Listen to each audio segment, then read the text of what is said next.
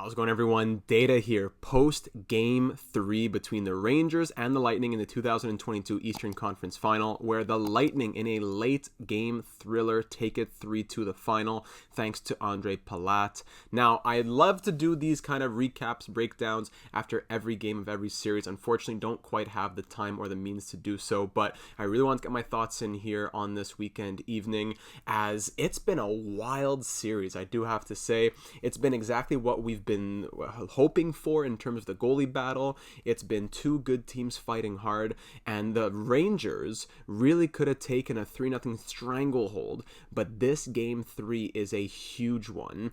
Oftentimes in series, when a team is up 2-0, that third game is the decider in terms of how will we go from here. Will it be 2-1 and now all the Lightning need is one more win to get back in it, or will it be 3-0? And there's no way that this team that has been playing this well is getting reverse swept. So we have a whole new series on our hands in this game. And Rangers fans, tell me if I'm wrong, but I was not super impressed with the Rangers in the third period. I feel like in the third period, it was a rinse and repeat of get possession of the puck, enter the zone, fail to establish a presence, odd man rush the other way, Shesterkin makes a save, and do it all over again. I felt like that's kind of what I was watching. Now, not to say that's what's been happening throughout the series, just in that third period, they did not capitalize. The shots in the game in its entirety were 51-30.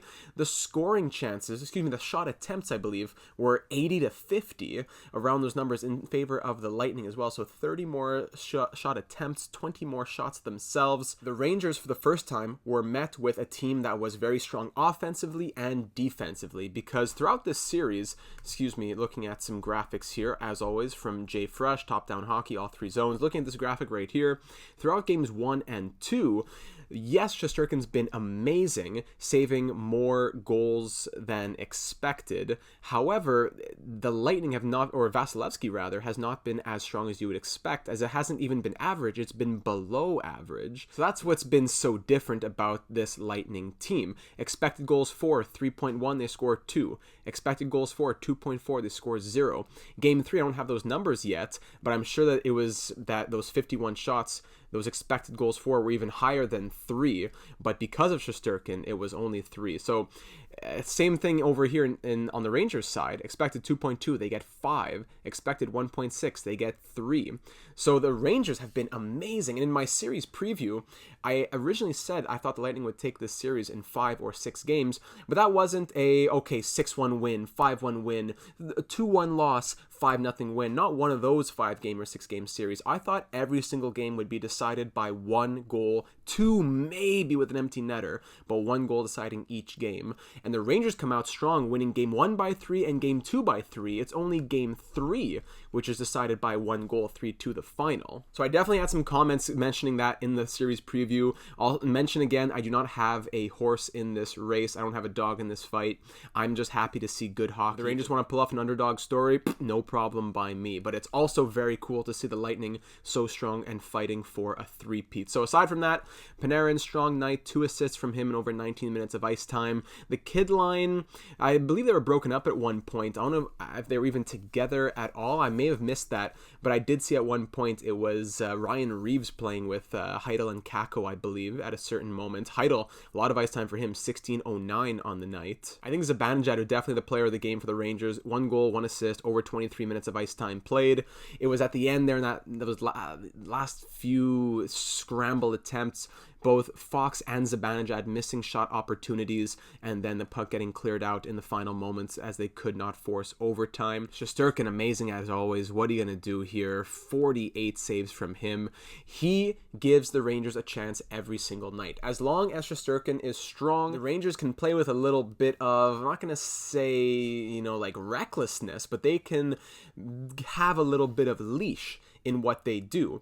And then the moment Vasilevsky struggles at all, that is when they pounce. But if Vasilevsky is shutting it down and he's not allowing more than 1 or 2, that's where things get very different. Now, the Rangers have done a good job at also shutting down the offense, as the Lightning have only scored 5 goals through 3 games and 2 through games 1 and 2.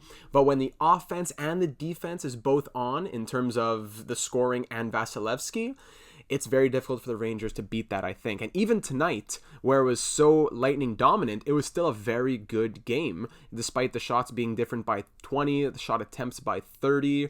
It was, hits very even. It was in the face-off dot, it was even as well. Both teams capitalizing twice in the power play. So if the Lightning, if they don't take those 2 penalties, though, is that a different game? Dare I say the Rangers would not have even had 1 goal were it not for those power play opportunities. I'm not sure. Looking at the Lightning here, the giant Andre Palat with that big game-winning goal. 3 shots, 4 hits. He was all over the ice. Killorn, I felt, was also all over the night. No points, but 5 shots, 3 hits, over 18 minutes of ice time. Those are the difference makers. Hagel, 5 shots as well from him. Kucherov, Stamkos, 5 shots each. Those are the difference makers in a series. Maroon, 6 hits. I don't know if anyone really ran away with any of the stats here. Like I said, Zibanejad, I feel like he was player of the game for the Rangers. Trouba was strong out there. He did take a penalty. 6 minutes worth of penalties, 3 minors. But the Lightning really capitalized on that. Vasilevsky was solid, but once again showing that he is beatable. So all this to say, I don't mean to go through the entire game, but I'm kind of making this video to say these are my thoughts at the moment. I'm very impressed with the Rangers. I'm happy to be seeing such a good series. I never thought they couldn't do it. I just didn't think that the Rangers would be able to beat Vasilevsky as much as the Lightning would be able to beat Igor, but it seems as though that is the opposite through these first 3 games. As we're seeing the stats go deeper than that. The attempts, like I said, it's going to be crazy numbers in game 3. I don't have those numbers yet. Chances, always, they were in the Rangers' favor between those 2 games. Rush attempts, even though they were in the Lightning favor. In zone attempts, all about Lightning again. So when Shesterkin is on, it becomes a whole different game. Now, my question to you, Ranger fans, Lightning fans, hockey fans, does Shesterkin have the ability to carry this out through the rest of the series? Because if he allows 3, that might be the loss right there. Can the Rangers continue to find a way through Vasilevsky? Will they be able to take game 4 on the road in Tampa Bay, go up 3-1, have a chance to win it back at MSG? Or do you think the Lightning will tie the series up and make it a best of 3? Those first 2 games getting the kinks out, and now, look, they came out in full force in game number 3, and they are not going quietly or gently into that good night. So Zibanejad, Kreider, the goal scorers for the Rangers, going up 2-0 early, but then Kucherov, Stamkos, and Palat, 3 unanswered after that. Kucherov, a goal and 2 assists. Big night for him. Do the Rangers have an answer for him, or do they just need to score more? What is the solution? What do you think the result in this series will be? That's what I want to hear from all of you down in the comments or over in the Discord server, link in the description. I love talking hockey down here with all of you. Not a super detailed breakdown, but just giving my thoughts about the game so far. I don't know, it is a 2-1 series for the Rangers, but I do think the Lightning win it at home in game number 4, which means we have a tie series. I wouldn't be surprised if it goes 1-1, and then we have game 7 back at MSG. Can the Lightning do to the Rangers what the Rangers did to Carolina and win it away in game number 7? That will be very interesting to see, as MSG is no joke either when it comes to home arena. So thank you for taking the time to listen. Be sure to leave your thoughts on this game 3 in the Eastern Conference Final, as well as your thoughts headed into the rest of this series. Is it just a little hiccup and the Rangers will continue to dominate as they did in games 1 and 2, or did we see that the Lightning are no joke? They have woken up. John Cooper got them woken up after game number 2, and they are now back with their heads in the game as much as ever. So leave me your thoughts on that down in the comments. Drop a like if you have been enjoying this Rangers and Lightning series, and be sure to subscribe so that you don't miss out on any more of these breakdown type videos. I'm sure there's going to be a breakdown post-series for the Avalanche and the Oilers coming soon, so you'll want to hear that, as well as the breakdown of both the Eastern and Western Conference Finals and the preview of the Stanley Cup Final, as well as everything else we do here on the channel. NHL 22 franchise mode, our next series starting soon, as our Kraken series is coming to an end, and much, much more. So take a minute, check it out. If you enjoy it, subscribe, and we'd love to have you be a part of the team. But that's it for me. Thanks again for taking the time to listen, and I'll be sure to see you again in the next one.